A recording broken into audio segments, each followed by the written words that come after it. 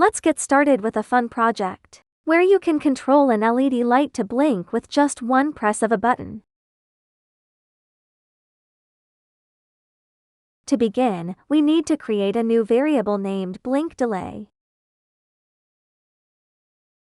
In this project, you'll program the LED so that when the button is pressed, the LED blinks 5 times and then turns off. This simple setup helps you understand how a button can trigger a specific action in your circuit.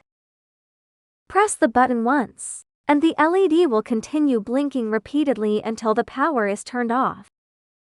This makes the interaction more dynamic and realistic.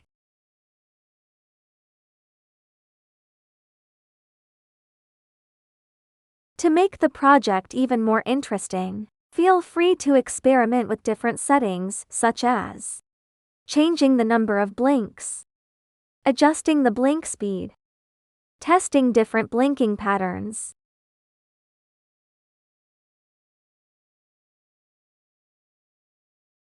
Each small change can create a completely new visual effect.